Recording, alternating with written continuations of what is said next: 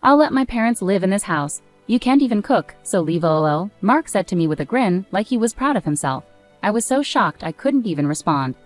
There is no way I would let my parents live in my house and then try to move in with my in-laws without my permission, and try to kick me, the owner of the house, out. I've been bothered by Mark's bossy attitude for a while, but now it's really upsetting. I can't keep living with Mark if he keeps acting like this.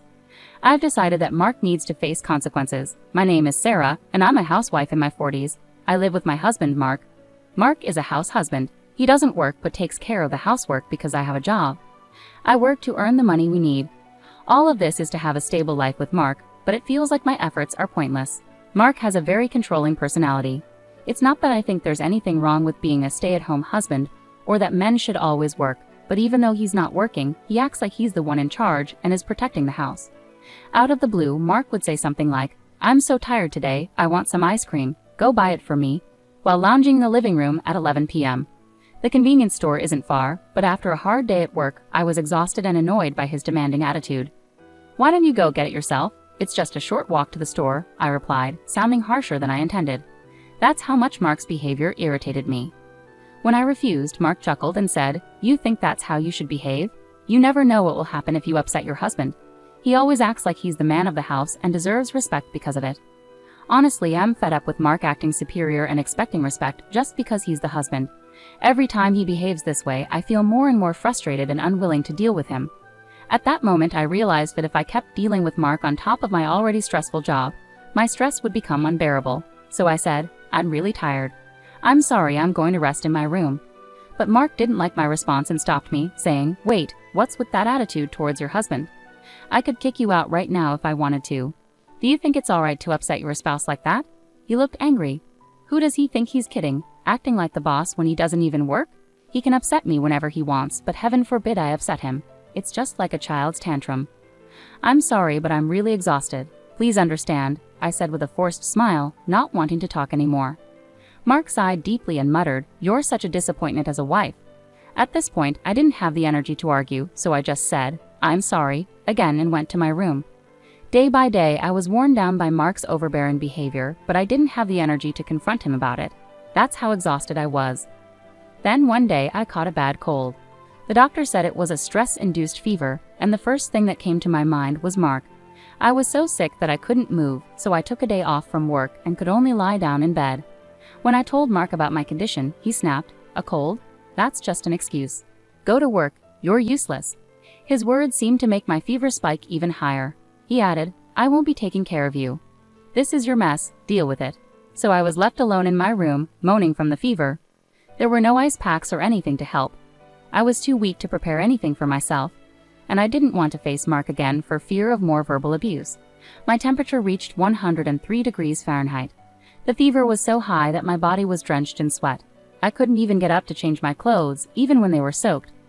I thought, how much easier would it be if I could just pass away with these thoughts? I endured a painful night alone. Maybe it was the fever, but I couldn't sleep at all.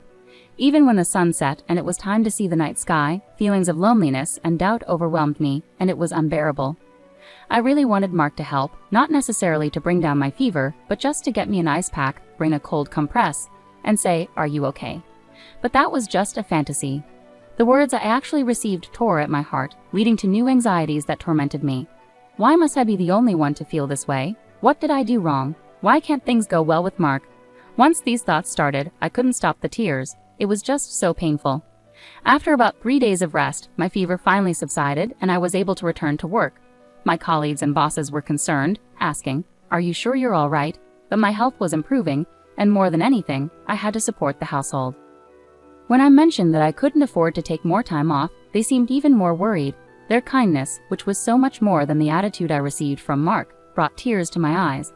I guess my emotional breaking point was close. A voice inside me was screaming that I couldn't deal with Mark any longer. I was ignoring that, pushing myself too hard. This way of life wouldn't last forever. Someday I'd reach my limit and wouldn't be able to get back up. Deep down I knew that, but I didn't have the presence of mind to deal with the situation before reaching my limit. By this time, my affection for Mark had already faded, but I didn't have the energy to start planning to live separately. How could I clear these feelings? With these worries, I worked hard every day, came home exhausted, and dealt with Mark's whims. This was my daily life. One day, while I was relaxing in my room, Mark called out, I have something important to discuss. Come here. It had been a long time since we had a serious talk. Usually, Mark wouldn't inform me about various things and would make significant decisions on his own. So with a sinking feeling, I wondered what this was about.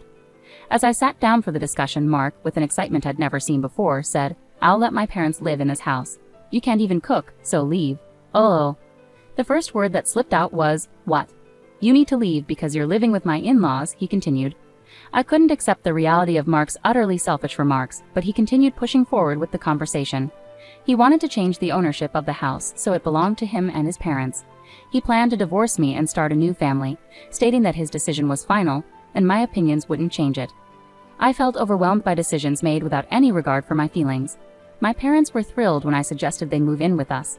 They've missed me, and I need to take care of them as the head of the household. Mark, full of himself with his man-of-the-house mentality, only thought about his own needs. I knew I couldn't go on with Mark any longer. My heart told me it was impossible. Ignoring my feelings, Mark chuckled. "You love me so much, don't you? I know this is shocking coming from a husband you love so dearly, but I'm sorry. I just want to take care of my family. Please understand," Mark said in a tone that felt like a rebuke. But I wanted to respond, "That's not true at all." I had no affection left for Mark.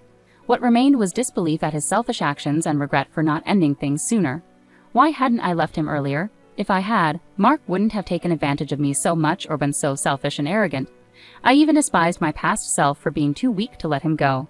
Seeing my distress, Mark seemed to misunderstand, thinking I still loved him and didn't want a divorce. But that couldn't be further from the truth. My feelings for Mark had faded long ago. All that was left was disgust for a man who thought I still cared despite everything.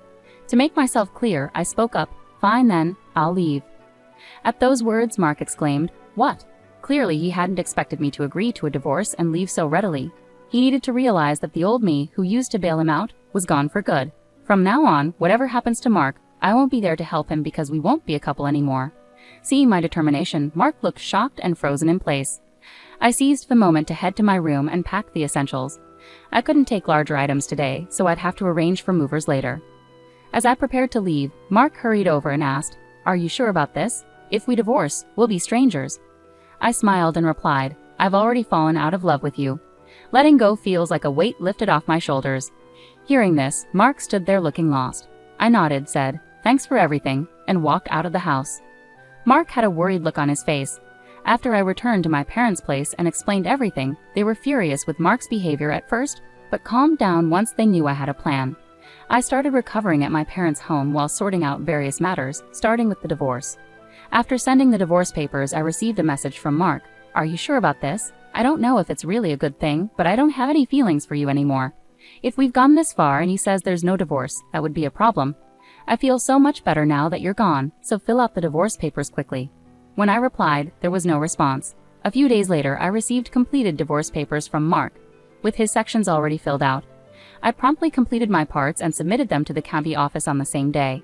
Now Mark and I are officially divorced. I no longer have to support the household as Mark's wife.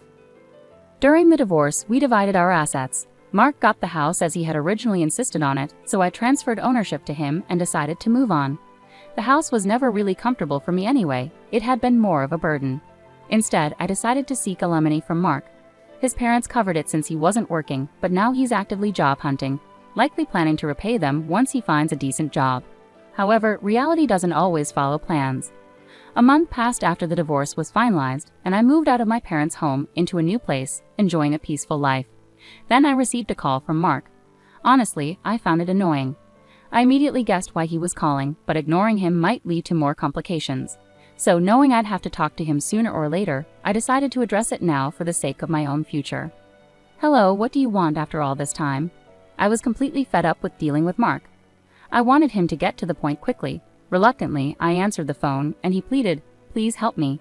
His desperate tone made me chuckle. I knew Mark was in a tough spot, but I hadn't expected it to be this bad. "Well, what's going on? You need to tell me the whole story," I replied, half amused. I had a feeling about why Mark was in trouble, but I wanted him to explain it himself. When I pressed him, Mark started explaining hesitantly, stumbling over his words. He had taken over the house after our divorce and managed fine for a month.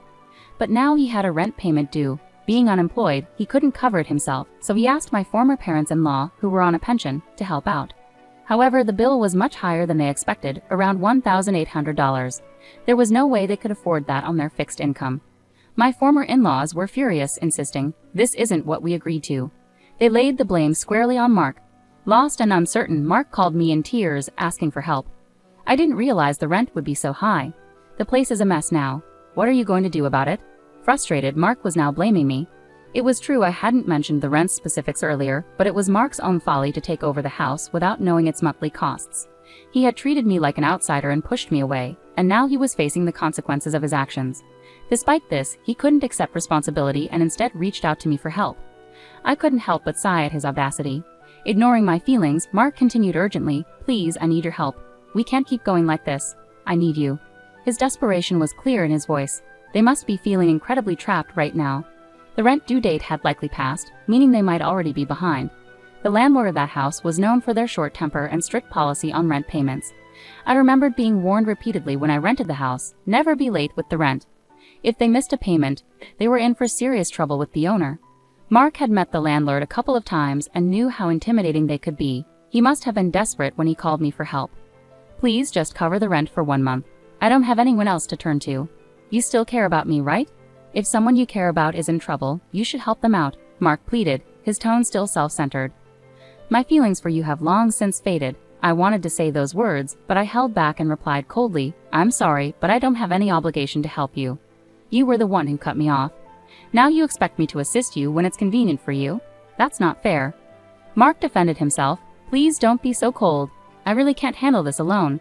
Whether you still love me or not doesn't matter now. We were married once, right? Can't you help me out just this once?" "No, you were the one who left me. Even before that, my feelings for you had already cooled. It's been a long time since I stopped loving you." When I heard Mark's dejected voice on the other end of the phone saying, "I can't believe it," it struck a chord deep within me. For so long, I endured everything. Even when Mark was selfish, took me for granted or mistreated me when I was sick, I stayed by his side, hoping to salvage our marriage. I worked tirelessly for the life we had, but this was the outcome. Why hadn't I left sooner when my love for him faded? Why didn't I distance myself earlier? These regrets flooded in, mingling with the anger I felt towards him. Mark never truly faced me. He never showed real concern, never protected me, and never embraced the idea of navigating life together as a team. All this time, he treated me like a maid, a mere money-making machine. Each time he acted this way, he seemed oblivious to my suffering. Yet now, despite all this being a result of his actions, he came pleading for help as if he were the victim. His self-centered attitude was repelling. "Please help me. I'm begging you. What about getting married again? Let's start over properly this time. I promise I'll never push you away again," Mark proposed, desperately. I couldn't help but chuckle bitterly at Mark's desperate suggestion. "Remarry you? Are you kidding me? All of this is the result of your own actions. I've been trying to work things out in my own way for a long, long time. I kept hoping you would face reality. And now you want me to start over with you, pretending none of that ever happened? Do you expect me to go back to those miserable days? That's never going to happen. I refuse to return to that life, no matter what." I became so emotional that tears started flowing. I couldn't tell if they were from anger or sadness. Mark remained silent in response to my words. Unable to continue the conversation any longer, I simply said, "Goodbye," and hung up. Mark didn't call back, and wanting to avoid hearing his voice ever again, I blocked his number. Later, I heard from mutual friends that Mark and his family were evicted from their home. Mark attempted to persuade my former in-laws to cover his rent, but they were furious, refusing his request and upsetting the landlord in the process. Left with no choice, they had to leave. Mark hasn't had much success finding a full-time job and is now working part-time to get by. Because they had to sell their house, my former in-laws are now squeezed into a rundown apartment, all three of them together. Meanwhile, I've been deeply focused on my work, and my boss has even discussed a promotion with me. There's a possibility I might become the first female manager in our company, and I've been receiving admiration from both colleagues and juniors. Sometimes friends inquire, "Aren't you thinking about getting married?" Honestly, after my past experiences, I have a rather negative view of marriage. The idea of dating or marrying again doesn't appeal to me right now. But life is long and there's no rush. Many people in this generation live their entire lives happily unmarried. What matters most to me is living a life without regrets and staying true to myself. With that in mind, I want to continue navigating life at my own pace.